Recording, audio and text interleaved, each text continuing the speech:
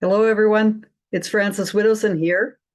The reason for this video is I wanted to give a comprehensive overview of the arbitration decision. I've done a few videos of this decision, but I think now I'm ready to just provide all the details, which I think perhaps you're wondering about, because I realize it's a very complex decision, over 300 pages long. There was a lot of other items that were involved that might not have been discussed, which would make people think what happened there. So I wanted to organize things so that all the information is in one place, so it makes it easier to follow. So what I'm going to do right now is I am going to share my screen because I want to show you this posting that I've done. And what I have here, what I'm in right now with respect to this post is the wokeacademy.info site. So www.wokeacademy.info. And you'll notice at the top here, there's a whole bunch of different menu items. The one that you might be most familiar with is the MRU Frances Widdowson firing area. And I'm just going to go into that and show it to you. That is my fundraiser, which I still am in need of funds for various things that I'm doing, but most of it was for the original kind of research advice, research analysis that I needed to have, and legal kinds of opinions about things. But there was sort of an overview of the various things that had happened with respect to the firing. And then we had all these episodes, which you can go into, providing background on the events that led up to me being fired, and then as well the actual kinds of complaints and so on too. It's a little bit scattered, however, but what I wanted to do was use this quite a lot in my discussion of this other menu item, which is the arbitration decision. So this menu item now, arbitration decision, is what I wanted to talk to you about today.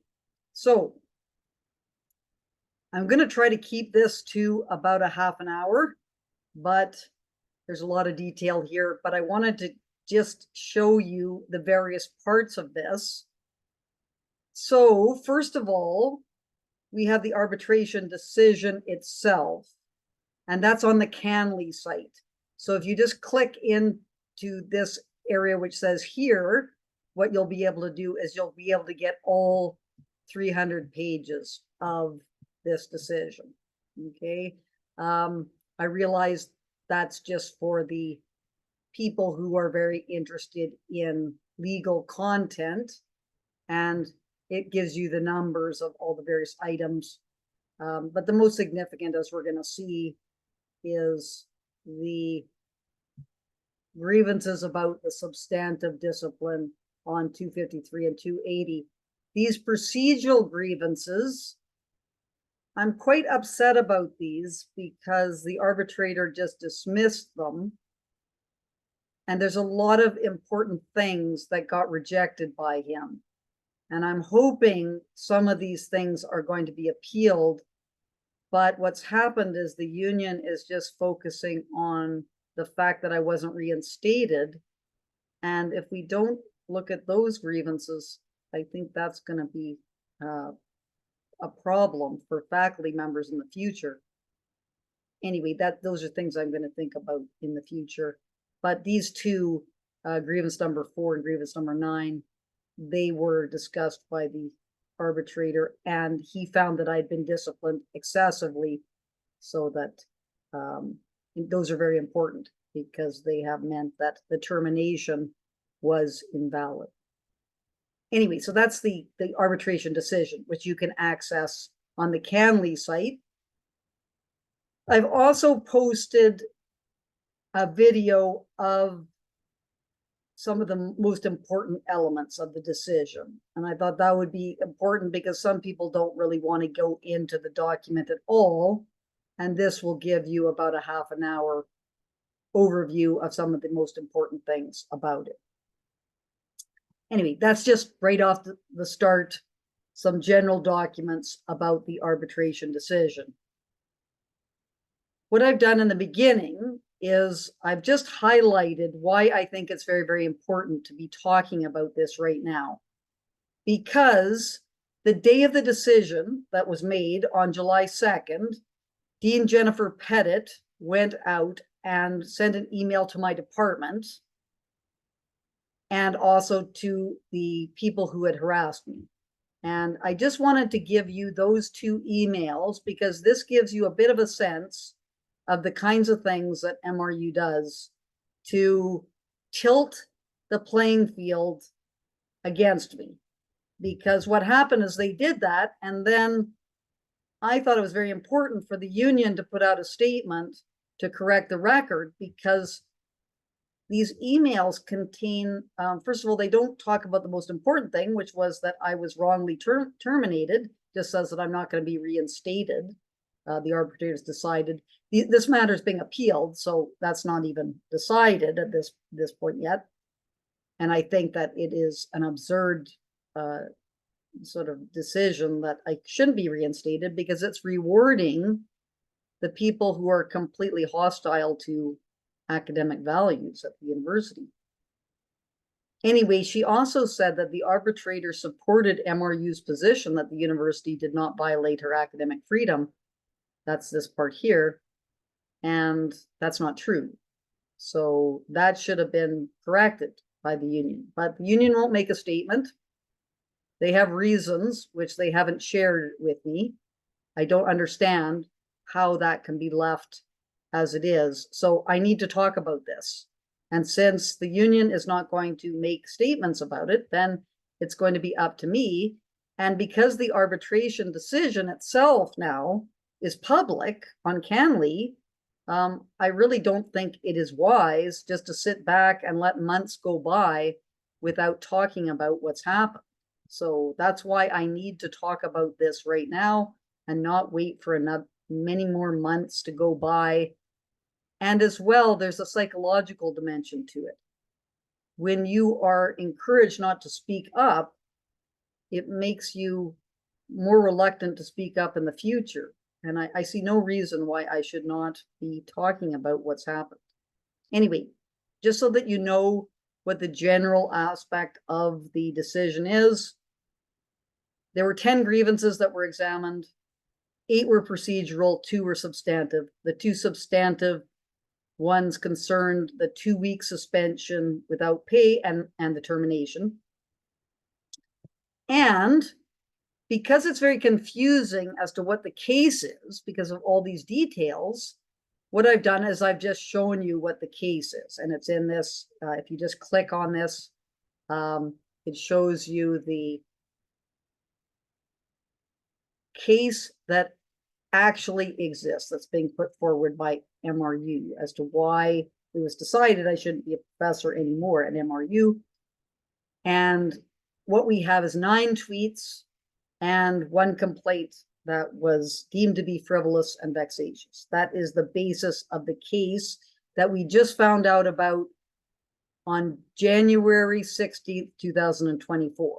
So what we originally thought the case was at the beginning got changed. So we spent a lot of time, especially with respect to the Gabrielle Lindstrom complaint and the substantiated findings there, looking at social media activities which MRU decided not to pursue, which I think really disadvantaged our case, because we went into a lot of different areas which were unnecessary and wasted a lot of time.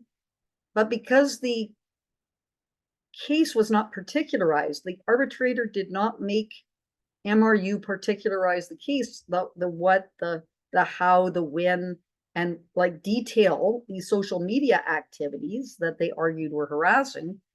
This is what happened. And what MRU did is it just said, refer, go look at the Hope investigation, or go look at the Rents investigation. Well, the Rents investigation was much more than just these 2 tweets, and the Hope investigation was much more than these 6 tweets. So that seems to me to be very flawed, that situation procedurally, which should never have happened.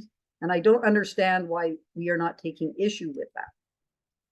But that gives you this here, 9 satirical tweets and a complaint that was deemed to be frivolous and vexatious and not made in good faith. That's the case. So in case people are wondering about that, I just think that needs to be made very clear. Another thing is, the arbitrator also stated that there were a number of factors that had been used to terminate me. So there was actually 12 that were added in later, which were never put to me, and they're in the termination letter, that were inaccurate or have not been proved in the arbitration hearing, or are not worthy to be considered in a university that values academic freedom.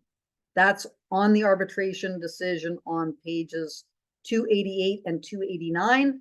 So that therefore refutes Jennifer Pettit's claim that the university did not violate my academic freedom, because many of the reasons that were given for why I should be terminated were not worthy to be considered in a university that values academic freedom. So that's just to correct the record, the disinformation that was put forward in those emails. Okay, so that's a general overview of what the case was and why I was fired. And leading up to the firing, there was also the suspension. So I was suspended first for 2 weeks, and then there was another complaint and the frivolous and vexatiousness finding, which then resulted in the termination. So the arbitrator, I believe in grievance number 4, looks at that, why I was suspended, and should I have been suspended for 2 weeks without pay. And we found out this wasn't what existed at the time, but MRU declared in January 16th, 2024, that the reason why I was suspended was because of 3 satirical tweets. And these tweets were complained about by DA Dirks and Gabriel Lindstrom. They were investigated, and this is a big part, which I'm very concerned about, is that it was found out in the arbitration that on December 2019, MRU told Milena Razankowska, another colleague, that they did not consider personal social media accounts to be covered by their harassment policies, their code of conduct, and so on. And they did not investigate a complaint that she put forward on that basis. This matter was investigated by Steve Eichler when he was investigating what was called the Gang of 17. So when I filed the 17 complaints against my colleagues for the mobbing that had happened on Twitter, after I had been found to have engaged in harassment on social media, then Milena Razankowska was found not to have engaged in harassment because she had been told by MRU this in December 2019. That was part of the record for the arbitration, and yet Arbitrator Jones didn't seem to have heard that, and he said there was no evidence that MRU had said anything about social media not being covered by its policies.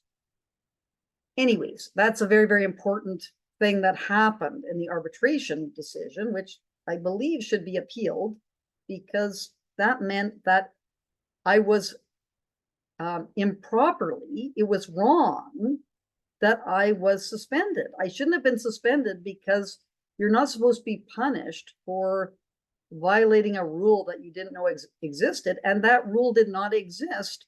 It was changed specifically to investigate me, and that's a big question. is what led to that rule being changed specifically in my case. And I think that's something that we should discuss about what happened to me. So with respect to these satirical tweets, these 3 satirical tweets, one which concerned D.A. Dirks, the 2 supposedly that concerned Gabriel Lindstrom, Jones decided that Widdowson should have received a letter of reprimand. So I should have got a letter of reprimand instead of the 2-week suspension. And if you want to see the reasoning as to why he decided that, this is available on that link. And this is what I've done, is I've just extracted 9 of the arbitration decision pages. And if you go into presentation mode by looking at this chevron, what you'll see is, and what I've done is I've highlighted these areas which I thought were particularly significant. Anyway, so you can, what I've done is I've just extracted those pages, so that makes it a lot easier to look at that particular area of the decision instead of having to go through the entire 300-page decision. Okay, so that is the suspension. Generally, reduction of the suspension without pay for 2 weeks to a letter of reprimand.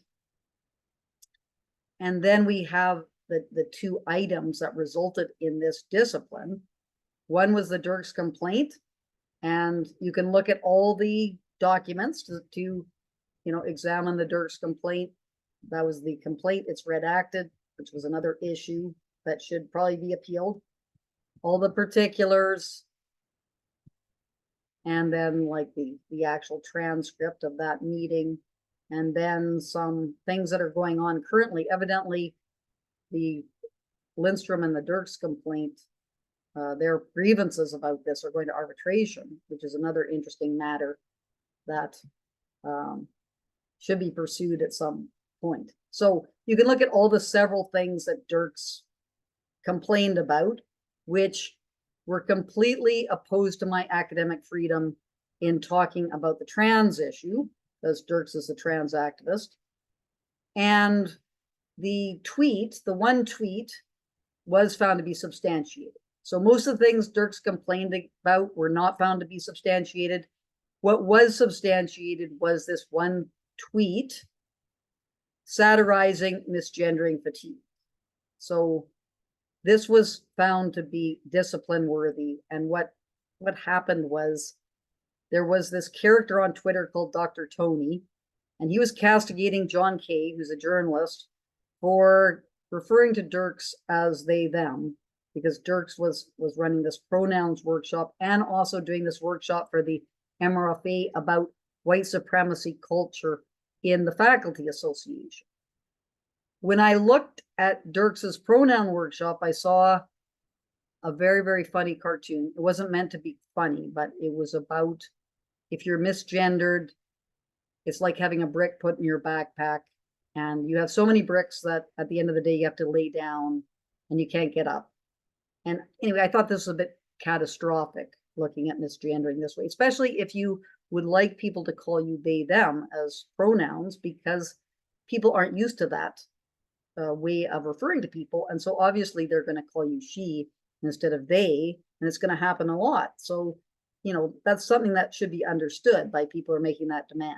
Anyway, this one tweet here, this was one of the 9 tweets that was found to be harassing and resulted in me being terminated.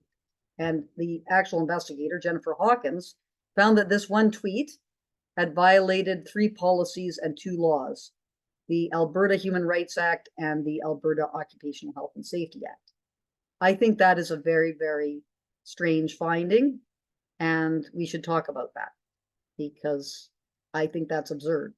Now, I have said, and I do recognize, if I had to do this over again, I would not have referred to this MRU colleague. I would have just talked about more abstractly misgendering fatigue. But in the Twitter war that was going on, that didn't seem to me to be a major issue. And at the time, I did not think that social media was something that MRU was investigating with its policies. So I was a bit I made a mistake and I was a bit cavalier about that. But Dirks had never gone after me on Twitter, so okay, I can accept that. That was a mistake, not to just kind of do that with respect to an individual who wasn't really, going after me. Anyway, another thing about Dirks, which is in the episodes area, is that Dirks complained about this trans exclusionary arts faculty council motion, which was a very bizarre complaint to me about me just trying to argue for open inquiry with respect to feminist philosophies pertaining to sex and gender. So that was the motion. Anyway, I'm giving what I'm doing in this, so I'm giving a background to that motion. I'm just going to see if I can find it here. I talk about this at the end. Here it is. It was the motion on September 18th, 2020. That AFC expressed its acknowledgement of the labor of faculty and students in creating an intellectually inclusive environment that supports critical thinking and open inquiry about feminist philosophies pertaining to sex and gender. Dirks complained about that and said that that was an aspect of harassment. So that just gives you a bit of a sense of the kinds of things that people get upset about at Mount Royal. That was not found to be substantiated, though. The Jennifer Hawkins didn't find that was harassment. But still, I had to go through an investigation on that basis and spend time defending my position and so on, which, one has to think, shouldn't there be a better vetting process of these complaints? Okay, so that was Dirks' one tweet satirizing misgendering fatigue and the LGBTQ initialism. Because I referred to an MRU colleague, that was deemed to violate 3 policies and 2 laws. Then we get to Lindstrom. Now, Lindstrom is a very important figure in this whole story because Lindstrom filed a complaint against me in October. I think it was about 10 minutes after she filed the complaint, she resigned. So she was doing it obviously on the way out. She was going over to University of Calgary. She knew that. She filed this complaint and then left. And so, of course, I was unable to file a complaint against her, which was completely unfair. And as well, Lindstrom talked about, went to the media, was talking about the case, and I was prevented from responding by MRU. Then when I was fired, a few months later, Lindstrom was hired back. So maybe that's just a coincidence that Lindstrom was hired back. Lindstrom made all sorts of criticisms of MRU being a racist institution or so on. MRU didn't mind at all about that and hired her back. So there's a bit of a double standard going on in terms of how it's looking at people discussing things after they've been terminated. Anyway, Lindstrom's a major figure in this because she actually instigated the mobbing against me. So everything that happened on Twitter happened because of what Lindstrom was doing. And in spite, and many would consider how she behaved to be harassment of me. I realize this is a very difficult area. My own view would have been in the past that this is social media and the employer should not be overseeing what faculty members are doing on their own computers, on their own personal accounts, on their own time. Anyway, Lindstrom complained about several things in October, just before she put in her resignation to go off to University of Calgary. Anyway, this gives a bit of a sense of Lindstrom's. First of all, you have her complaint, and then you have all the particulars, and then you have all the tweets that were presented, and then you have the investigation report and the transcript of that investigation meeting. This is all very, it's just details for people who are interested in this this material, which people can look at if they find that it's going to be interesting. And Investigator Nadia Rents, went through all these things with me, all of Lindstrom's arguments about how I shouldn't be able to ask questions about Indigenous star knowledge. This was racist and discriminatory. Also, I shouldn't be able to ask question in Arts Faculty Council about, what were the indigenization initiatives that MRU is pursuing. We went through all of this in the investigation meeting, but it turned out that only the tweets, according to Rents, mentioning GL were substantiated. Now, there were quite a few tweets mentioning GL. So when MRU said, go look at the Rents report to find out what, you are supposed to have done, that wasn't the case that they put forward. What they did is they zeroed in on 2 tweets, which came about in, let's look at the date, November 6th, started in November 6th. So what happened is I have this satirical account, which I was using to satirize wokeism, various aspects of wokeism, which is identity politics that have become totalitarian. And I was just satirizing this account called MRU Anti-Racism, which is an anonymous account that had been calling me a racist, implying that I was a white supremacist, doing all sorts of mobilization efforts against me. And I sort of thought this was a really serious problem for MRU because it has MRU in the handle. So it makes it seem like it's an official MRU account. Anyway, MRU seems to be very protective of this account, which is being used by a number of faculty members to remain anonymous, to attack people like me, which I find is very, very annoying. Anyway, I was just satirizing what they were doing because of all their, going after various racist things at MRU, never specifying what was exactly racist or not, just saying there's all this racism which exists at MRU. So Titania McGrath, which is an account of Andrew Doyle's in the UK, and my Frances McGrath is supposedly Titania McGrath's sister-in-law, sister with an X. So, and Frances, of course, with the X's, because, you're going to be gender neutral because ES is feminine and IS is masculine. Anyway, I just did this what I consider to be funny thing about how they should kind of look at Titania's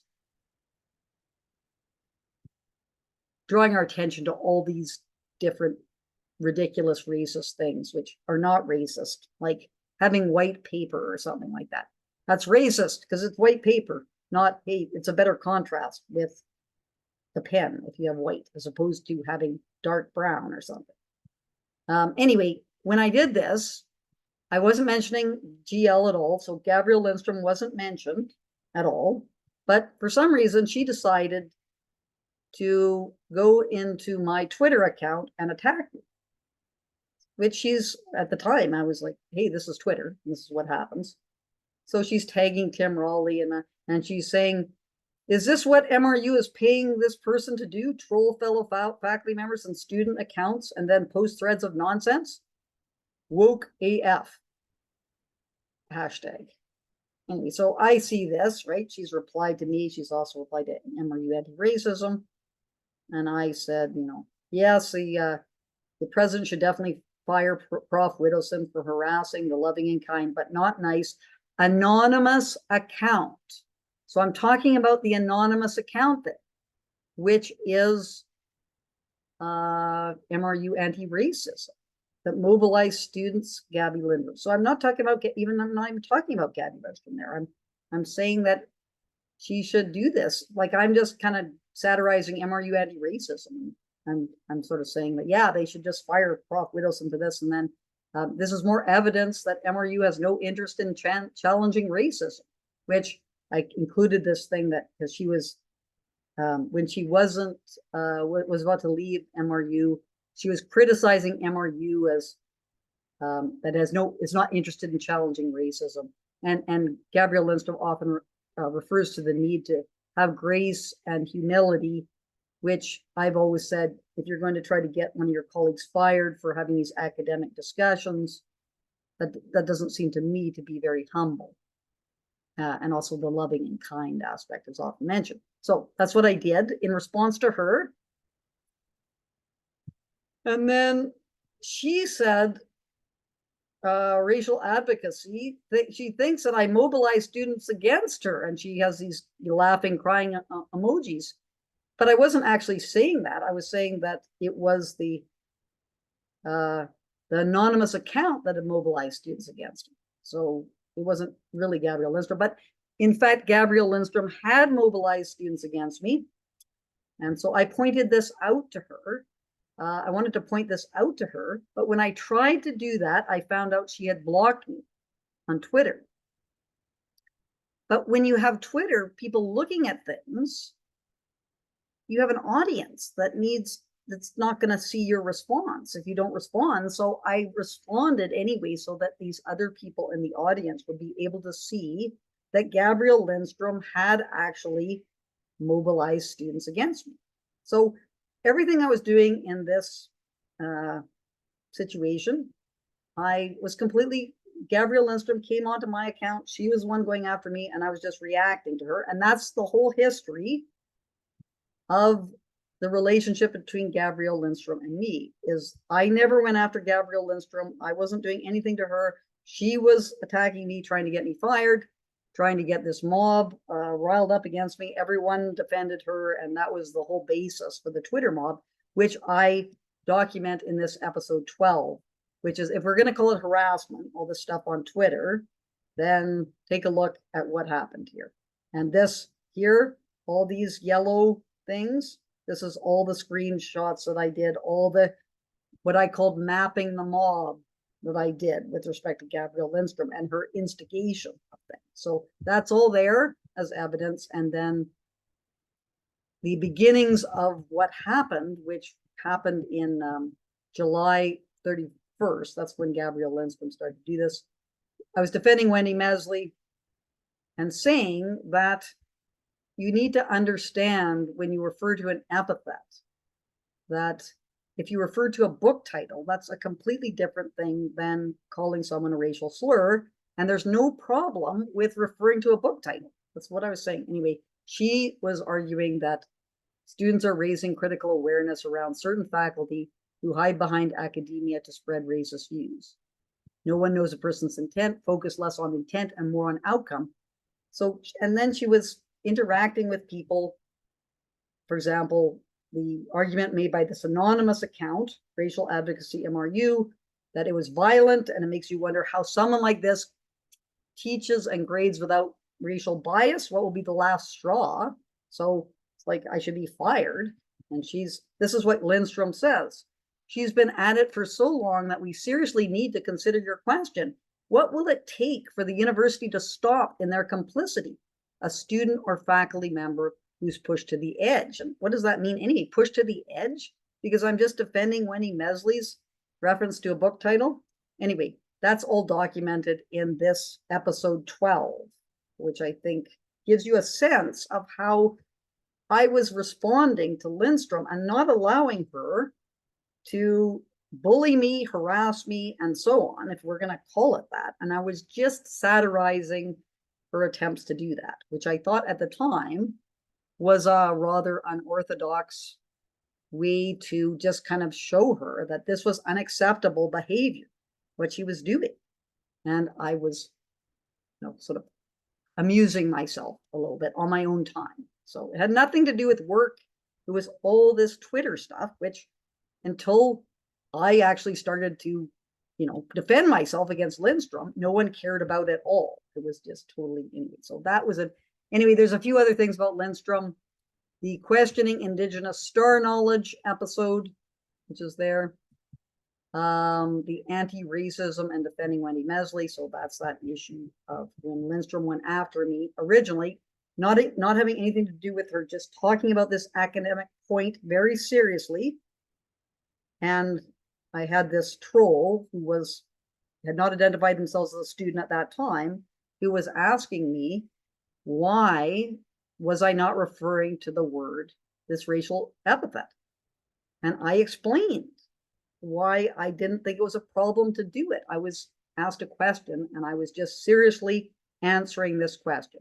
And that Lindstrom did everything that she did, that I think that was a serious problem for her to do that. And I was going to indicate my displeasure with her doing that on Twitter, not at work. I never said anything to Lindstrom.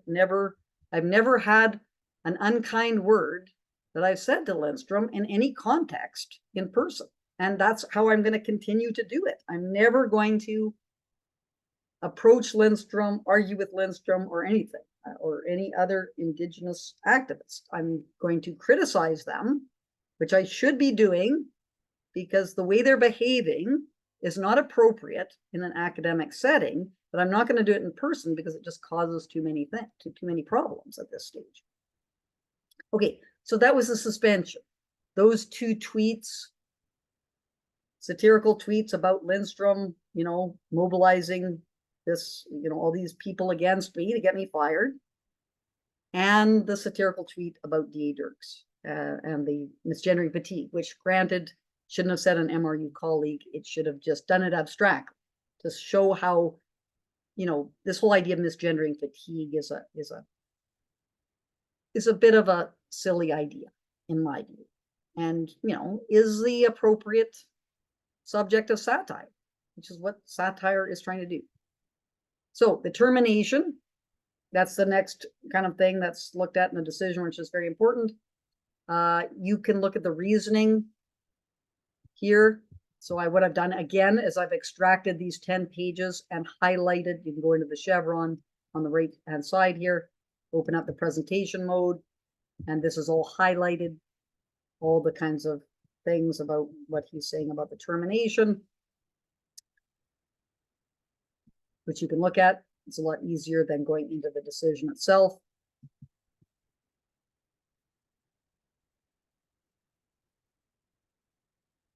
And then we have the specific reasons for why it was decided to discipline me again. So that was the first thing. We had the decision to discipline me again. And it was argued that because of the Watchman complaint.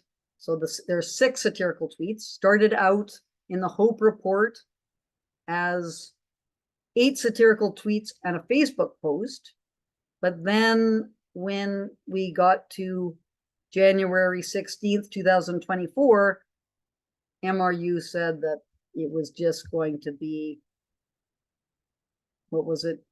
6 tweets. So it was only 6 satirical tweets, which I'll get to shortly. As well as these 6 satirical tweets, there was also a complaint that I filed against Tim Haney, a colleague, that was deemed to be frivolous and vexatious and made in bad faith. This was a very complicated aspect of the decision to discipline me because I had been engaged in all these other things where I had been disciplined, which seemed to be much more frivolous. And in case of Lindstrom, vexatious and bad faith and so on. And then I've got all these things that are happening with Haney, who's, amplifying me being a residential school denialist, saying that people who deny the harms of the residential school should be fired, supporting the Students Association when it was saying that it should be arranged so that students don't have to take classes with me because of my social media activities. I thought those were comparatively more serious than what existed with respect to what happened in terms of what I was doing. So I'm totally confused about this decision still. But anyway, that was another reason as to why the termination happened. Anyway, with respect to Watchman, again, many things. You can go into what Watchman's complaint was about. To me, this is the most bizarre complaint because it had 15 counts of a whole bunch of things, like I didn't capitalize I in Indigenous. I referred to diversity, inclusion, and equity as DI. I didn't introduce myself to her. I did presentation at the Canadian Political Science Association in 2008. She had all these meetings that I had attended that she claimed that I was targeting speakers. Anyway, all of those were dismissed. It was just the tweets and the Facebook stuff that remained. And these were not, as we'll see, were not about Watchman. So everything else, like because I referred to an MRU colleague with respect to DA Dirks, it was about Dirks. That was the problem. Lindstrom, I had mentioned Lindstrom, so that was seen as a problem. But this was had nothing to do with that. It was just that I had demeaned viewpoints. And this is what in the submission that MRU made on January 16th, 2024, these were the things that they said were harassing and creating a toxic workplace. This is what they zeroed in on. And this August 27th Facebook post was actually 2 tweets that were made. Anyway, what I've done is I provided you with these tweets, which you can take a look at. In other documents, the attachments are focused on more. I just wanted to have the tweet themselves. One was satirizing the comparison of Nazi Germany, the Holocaust, with the residential schools. And again, I had an MRU anti-racism, which there seemed to be this attitude that if I am mentioning MRU anti-racism, an anonymous account that is going after me, this is some kind of problem. Because faculty members who remain anonymous and part of MRU anti-racism, they are upset by that. When no one's concerned that there's faculty members belonging to an anonymous account who are attacking me amongst other people, using their anonymity to do that. We don't know who's posting on this Twitter account. So that's the first one. Second one was, and this is where you get the attachments. You'll see this if you look at the attachments in the other documents. What would happen is that I would satirize the words that were used. So one of them was epistemic terror, which I would refer to, that that Francis Widdowson was an epistemic terrorist as well. The racial advocacy MRU claimed that I was trying to break them, trying to destroy them by my satire, by my distressing and harassing tweet mock. And then the rat cage mass, of course, was George Orwell reference, 1984. Anyway, that was found to be harassing. 3, well, this is another one, is the traditional knowledge. This article, if you look at the attachments, arguing that evidence-based knowledge is a problem. We should have non-evidence-based knowledge. And so I was drawing attention to that's a ridiculous thing to say, because knowledge is based on evidence. And then we had all of this stuff about this white supremacy culture workshop, which D.A. Dirks had facilitated, and that was part of the misgendering fatigue thing, all that controversy there.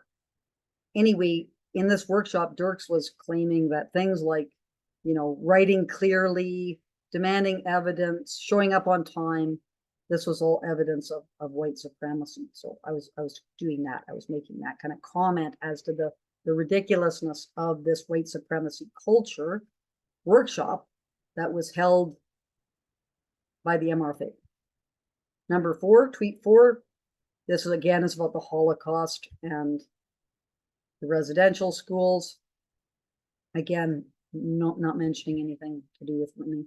This is MRU anti-racism, and this was about an article about Renee, Michael, and Leah.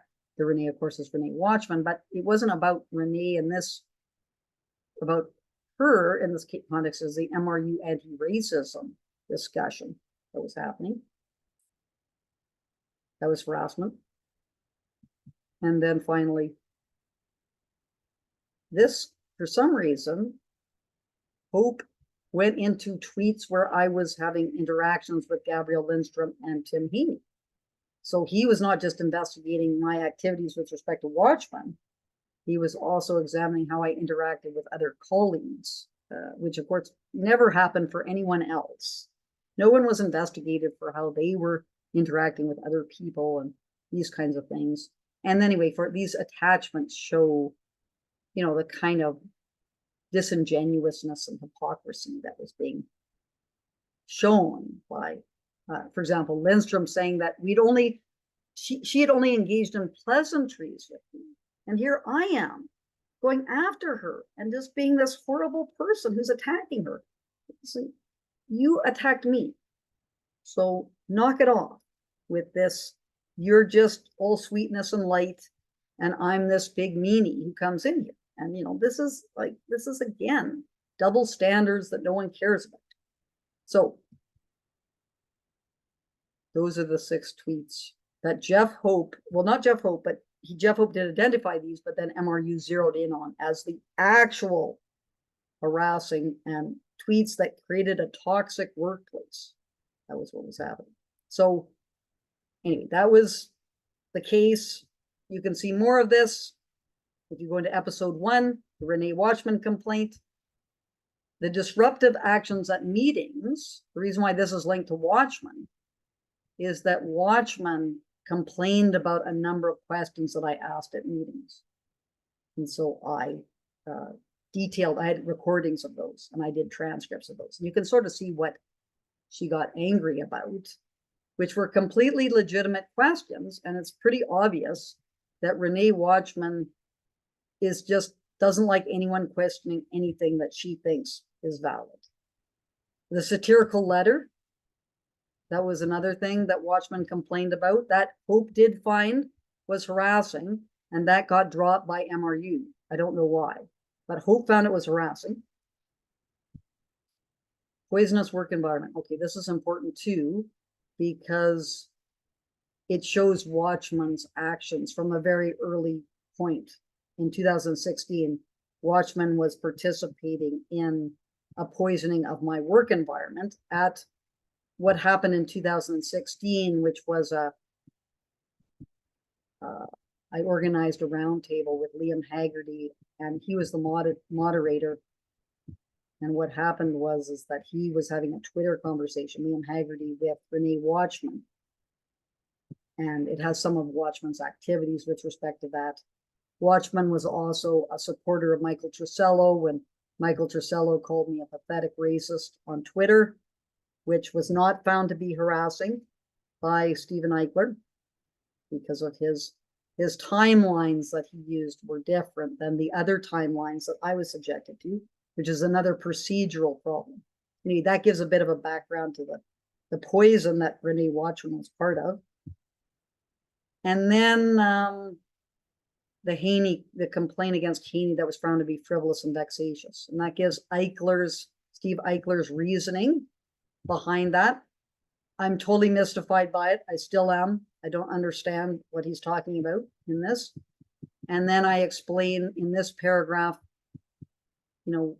why I really, there's 3 reasons why I don't think it is frivolous and vexatious. If we're going to be using the standard that MRU used, and again, I was completely open initially to saying Twitter is, a bit of a nasty business and people are mean on Twitter. So you can't expect people to be all professional and nice and so on. That's the nature of the medium, and you're on your personal account, so you're not representing MRU.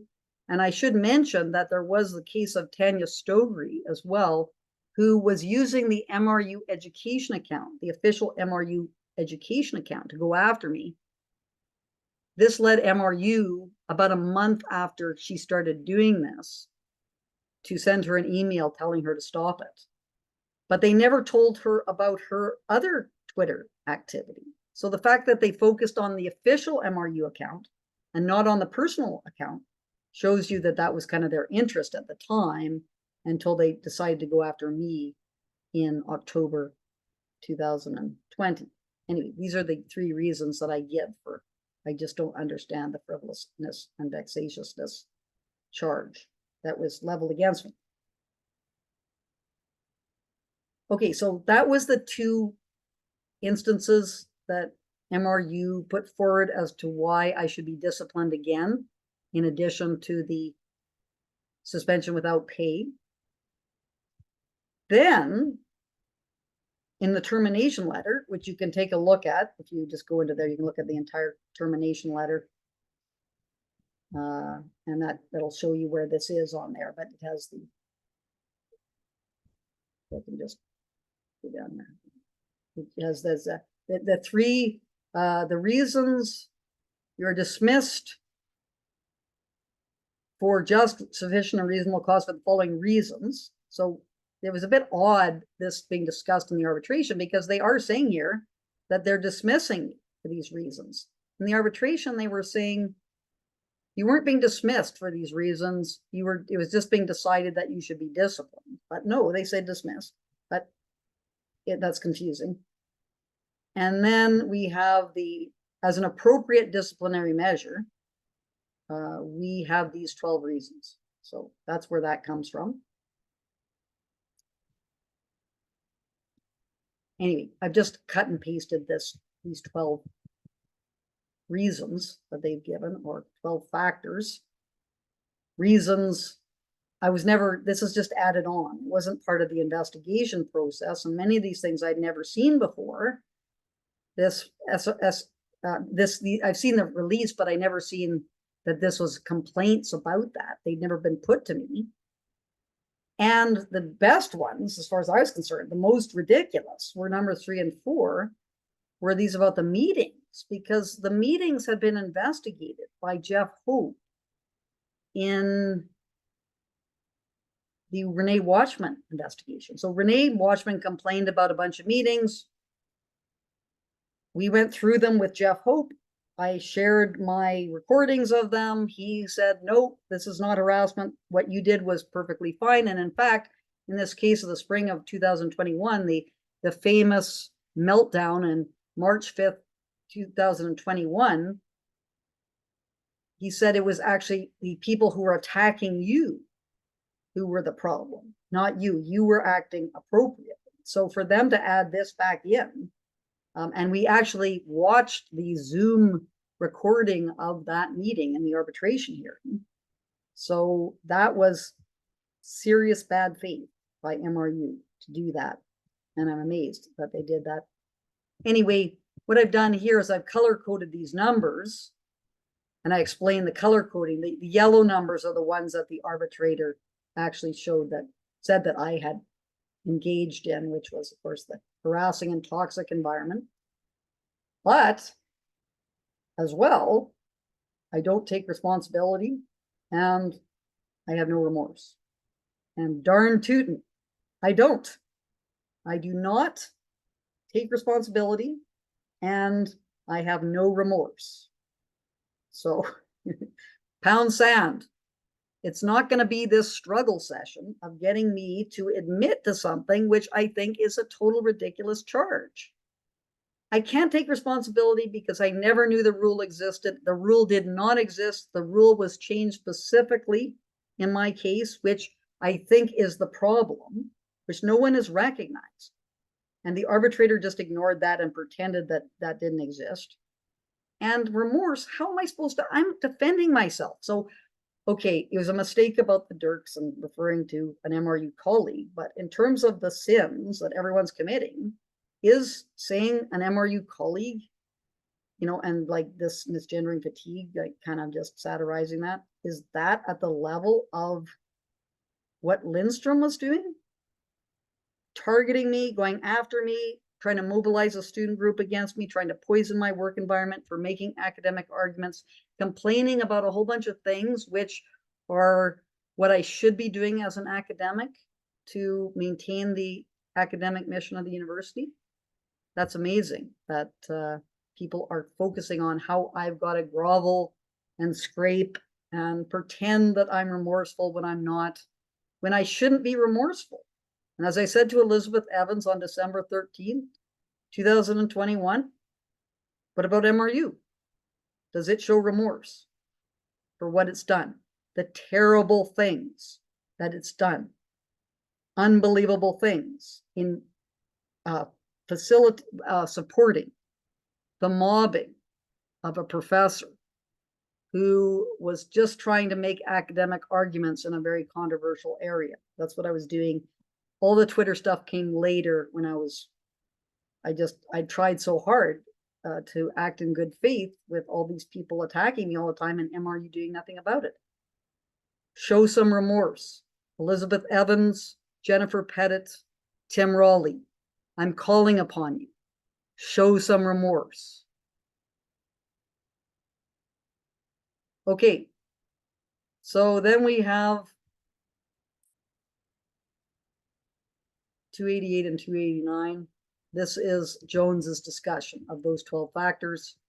And he talks about item 7, that this was true, but there was no recognition that others contributed to the toxic workplace, which is true, which is why I think that MRU should show remorse. Well, I don't think I was reacting. I wasn't creating the toxic workplace. It was being created. It had been created since 2016, actually. And MRU did nothing. And then I tried to mend things and do stuff, but MRU would not manage anything. And then, of course, with the whole Twitter stuff, that was just kind of got out of hand. But that wasn't because of me. I was just reacting to things. And then he does this this footnote where that Raleigh and Evans were right to perceive that Dr. Widdowson did not recognize the harassing nature of her social media communications or have any remorse for her conduct. So here we go again. They just won't let this go. Come on, think about this. This is totally unreasonable to be expecting me to be the one to feel that I've done something wrong, when if you look at the record of since 2016, 5 years trying to deal with this with an administration that didn't want to do anything about it because of indigenization and all the wokeness. And then, of course, the Faculty Association, which I'm relying upon to defend me, which has serious problems and is captured by wokeism. So it's just not, we need to recognize the problems, and to be forcing me to admit to things which they have no right to do and then punishing me for that is just, it's outrageous. Okay, then we have the decision not to reinstate.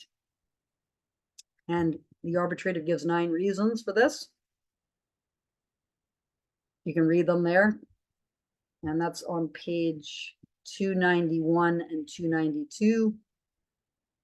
One of them was made up completely. Number 6, I'm amazed that happened. That's disgrace. That's a disgrace that was done. Maybe it was a mistake, but I can't believe that happened. Anyway, that's being appealed. It's one of the major grounds of appeal.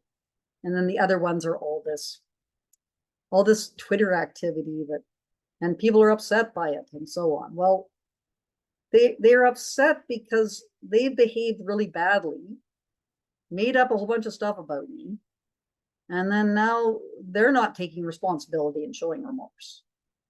So let's switch it around a bit. And then I explain how all those reasons that he's given are misguided, erroneous. And then we have the appeal. So the appeal is being undertaken about the reinstatement. That's what they are focusing on, that I should be reinstated. They're not going after the procedures, which I think are very important, or the discipline, which is I should not have been disciplined. So we'll see where all that falls out. It's possible we can get it slightly admitted through saying that the arbitrator never made findings of fact. So the arbitrator just accepted the investigators' findings with respect to harassment. This was a huge error because all the investigators had different understandings of harassment. And what we need the arbitrator to do, what we need in an arbitration decision, is to have a neutral, judge-like person coming up with the standard for harassment. And that hasn't happened at all. And this is why it needs to be those findings need to be appealed. But if we go after the findings of fact, then it's possible we can imply that this other part was not just either. But it would be better to appeal the harassment discipline. I should not have been disciplined. It was wrong. I wasn't disciplined improperly. I should never have been disciplined at all. I didn't harass anyone. This is what I want to be declared. And it's just, no one's going to do it because Indigenous scholar activists are upset by having their ideas challenged. Same thing with trans activism, and in wokeism, you just can't get anywhere with that. Anyway, with respect to the harassment and the findings, I did 2 reports for the Canadian Association of University Teachers, one in October 5th, 2023, one in, this one is in December, I believe. The legal basis, and the most important one is the second one, where I did an analysis of the legal basis for harassment in the Hawkins, Rents, and Hope reports. So those were the actual reports that were done finding me to have engaged in harassment. The Eichler reports had a much higher threshold for harassment. So you had to do a lot more to be found to have harassed people. And if I had been investigated under the Eichler standard, I wouldn't have been found to have harassed Watchman, Dirks, or Lindstrom. Now, the question is, why was that standard so different for the people that I complained about as opposed to when I was being complained about? And that's the open question. And I think it is serious bias. That's what the conclusion I have about it. And it's because of wokeism. Wokeism has this intersectional scale of oppression. I'm obviously an oppressor because I'm not Indigenous and I'm not trans, whereas all the other people who are looked at, you know, they are trans, Indigenous, so therefore it should be a much more lenient. We should be more lenient to them. So anyway, those are very, very important documents, which I spent quite a lot of time on, and I'm hoping people will take a look at them because I think they give a bit of a sense of the unfairness that was involved. Whew. I think that was a bit longer than it should have been, but it was a bit of a complicated subject. So just to go over it again briefly, what I've done is I've looked at the suspension. So first of all, the case, which is 9 satirical tweets and 1 complaint that was found to be frivolous and vexatious. That's the case. There's a lot of problems in terms of me knowing that was rules that I was supposed to be abiding by. But, you know, the argument should be that, you know, should universities really be investigating faculty members for what they get up to on their own time, on their own computer, on their personal social media accounts? But since MRU has decided that they are doing that, this was found to be necessary to suspend me and then terminate me. And then a lot of other factors were used to justify that termination, which turned out most of them to have been invented and not to have been supported. And I can actually refute them. In spite of all of this, which seems to be very damning against Mount Royal University, the arbitrator has decided I can't be reinstated because there's a lot of people, or well, according to him, there's people who don't want me back, but I don't work with any of those people. So that university is a big place, and if I'm not working with them, I don't see what the big issue is. And besides, he mentioned specifically the breadth of the Watchman and Lindstrom complaints, like that there was a bigger thing than just the Twitter interactions. Well, the other materials in the Lindstrom and the Watchman complaints showed 2 scholar activists who are completely hostile to questions being asked about indigenization, which in my view completely destroys the academic mission of the university because it insists that academics must accept spiritual beliefs and unsystematic observations as valid, quote unquote, ways of knowing. And if we're going to allow that in, we're going to have problems like we have right now with the unmarked graves, whereby it's just the knowings of the knowledge keepers that we've got to believe. And if you say, hey, you know, this really is an implausible argument that there's these 215 children buried in the apple orchard, you're going to be castigated as a residential school denialist and so on. And that has roots in the university system, has roots in the indigenization process.